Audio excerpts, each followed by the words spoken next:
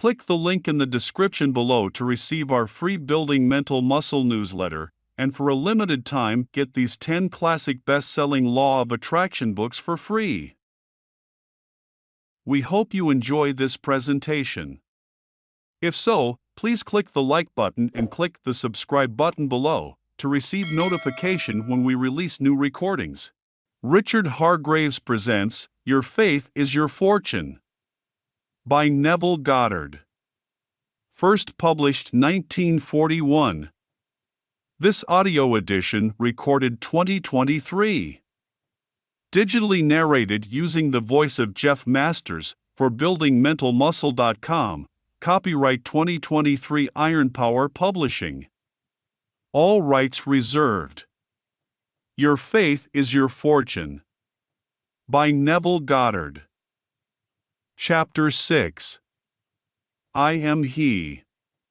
For if ye believe not that I am, ye shall die in your sins. John, chapter 8, verse 24. All things were made by him, and without him was not anything made that was made. This is a hard saying for those trained in the various systems of orthodox religion to accept, but there it stands.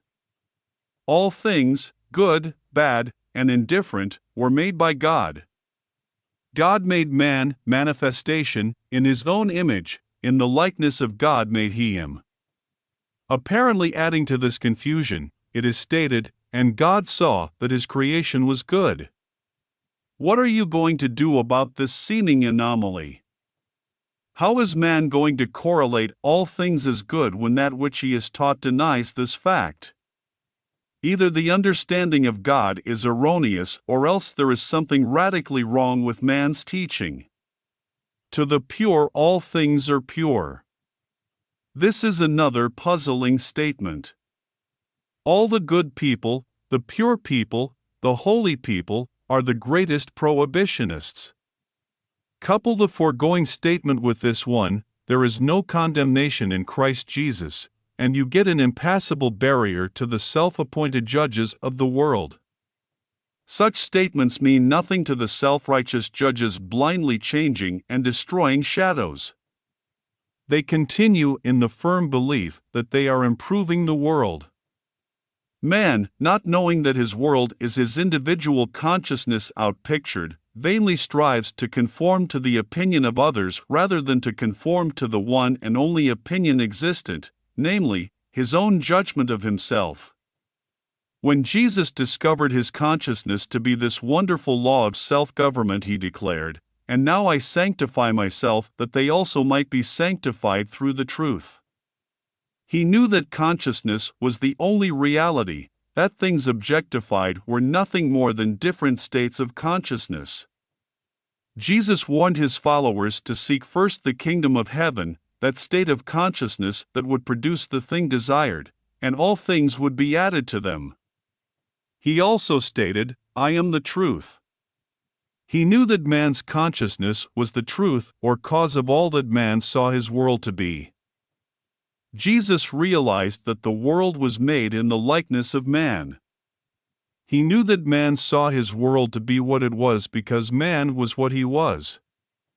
In short, man's conception of himself determines that which he sees his world to be. All things are made by God, consciousness, and without him there is nothing made that is made. Creation is judged good and very good because it is the perfect likeness of that consciousness which produced it. To be conscious of being one thing and then see yourself expressing something other than that which you are conscious of being is a violation of the law of being. Therefore, it would not be good. The law of being is never broken. Man ever sees himself expressing that which he is conscious of being. Be it good, bad, or indifferent, it is nevertheless a perfect likeness of his conception of himself. It is good and very good. Not only are all things made by God, all things are made of God.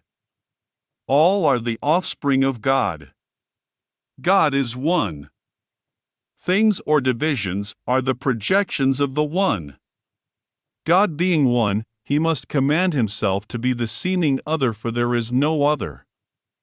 The absolute cannot contain something within itself that is not itself. If it did, then it would not be absolute, the only one. Commands to be effective must be to oneself. I am that I am is the only effective command. I am the Lord, and beside me there is none else. You cannot command that which is not. As there is no other, you must command yourself to be that which you would have appear. Let me clarify what I mean by effective command.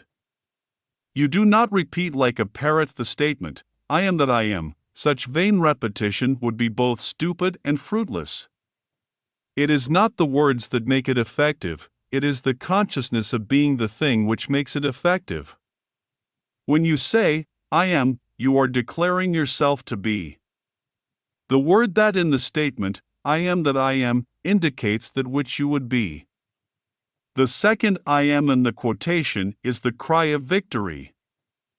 This whole drama takes place inwardly with or without the use of words. Be still and know that you are. This stillness is attained by observing the observer. Repeat quietly but with feeling, I am. I am, until you have lost all consciousness of the world and know yourself just as being. Awareness, the knowing that you are, is Almighty God, I am. After this is accomplished, define yourself as that which you desire to be by feeling yourself to be the thing desired, I am that. This understanding that you are the thing desired will cause a thrill to course through your entire being. When the conviction is established and you really believe that you are that which you desired to be, then the second I am is uttered as a cry of victory. This mystical revelation of Moses can be seen as three distinct steps. I am. I am free. I really am. It does not matter what the appearances round about you are like. All things make way for the coming of the Lord. I am the Lord coming in the appearance of that which I am conscious of being. All the inhabitants of the earth cannot stay my coming or question my authority to be that which I am conscious that I am. I am the light of the world, crystallizing into the form of my conception of myself. Consciousness is the eternal light which crystallizes only through the medium of your conception of yourself. Change your conception of yourself and you will automatically change the world in which you live. Do not try to change people, they are only messengers telling you who you are. Revalue yourself and they will confirm the change. Now you will realize why Jesus sanctified himself instead of others, why to the pure all things are pure, why in Christ Jesus, the awakened consciousness, there is no condemnation. Awake from the sleep of condemnation and prove the principle of life. Stop not only your judgment of others, but your condemnation of yourself.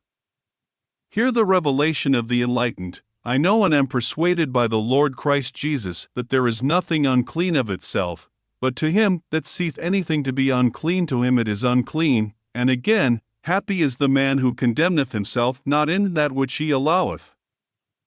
Stop asking yourself whether or not you are worthy or unworthy to claim yourself to be that which you desire to be. You will be condemned by the world only as long as you condemn yourself. You do not need to work out anything. The works are finished. The principle by which all things are made, and without which there is not anything made that is made, is eternal. You are this principle. Your awareness of being is this everlasting law. You have never expressed anything that you were not aware of being, and you never will. Assume the consciousness of that which you desire to express, claim it until it becomes a natural manifestation. Feel it and live within that feeling until you make it your nature. Here is a simple formula.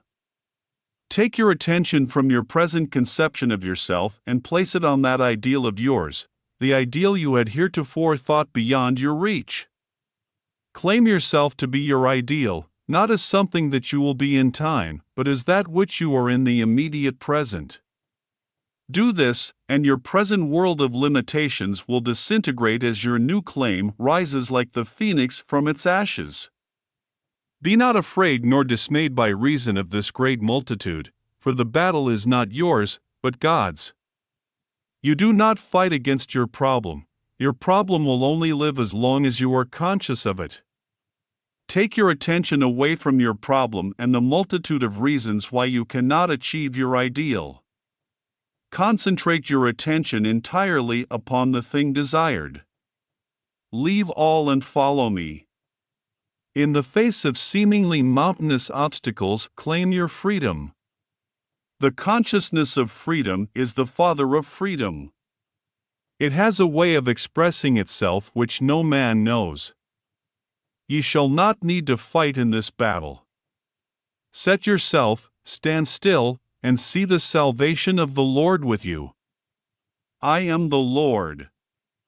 I am, your consciousness, is the Lord. The consciousness that the thing is done, that the work is finished, is the Lord of any situation. Listen carefully to the promise, you shall not need to fight in this battle. Set yourself, stand still, and see the salvation of the Lord with you. With you. That particular consciousness with which you are identified is the Lord of the agreement. He will without assistance establish the thing agreed upon on earth. Can you, in the face of the army of reasons why a thing cannot be done, quietly enter into an agreement with the Lord that it is done? Can you, now that you have found the Lord to be your awareness of being, become aware that the battle is won? Can you, no matter how near and threatening the enemy seems to be, continue in your confidence, standing still, knowing that the victory is yours? If you can, you will see the salvation of the Lord. Remember, the reward is to the one who endures. Stand still. Standing still is the deep conviction that all is well, it is done. No matter what is heard or seen, you remain unmoved, conscious of being victorious in the end. All things are made by such agreements, and without such an agreement there is not anything made that is made. I am that I am. In Revelations it is recorded that a new heaven and new earth shall appear. John, shown this vision, was told to write, "It is done." Heaven is your consciousness and earth its solidified state. Therefore, accept as did John, "It is done." All that is required of you who seek a change is to rise to a level of that which you desire, without dwelling upon the manner of expression. Record that it is done by feeling the naturalness of being it. Here is an analogy that might help you to see this mystery. Suppose you entered a motion picture theater just as the feature picture came to its end. All that you saw of the picture was the happy ending. Because you wanted to see the entire story, you waited for it to unfold again. With the anticlimactic sequence, the hero is displayed as accused, surrounded by false evidence, and all that goes to wring tears from the audience. But you, secure in the knowledge of the ending, remain calm with the understanding that, regardless of the seeming direction of the picture, the end has already been defined.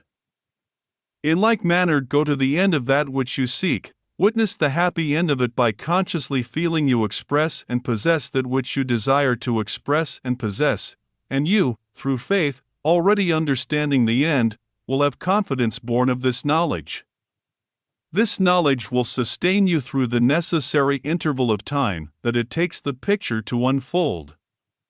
Ask no help of man, feel, "It is done," by consciously claiming yourself to be, now, that which as man you hope to be.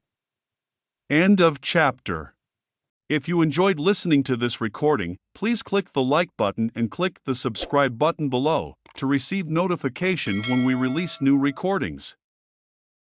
Click the link in the description below to receive our free Building Mental Muscle newsletter, and for a limited time get these 10 classic best-selling Law of Attraction books for free.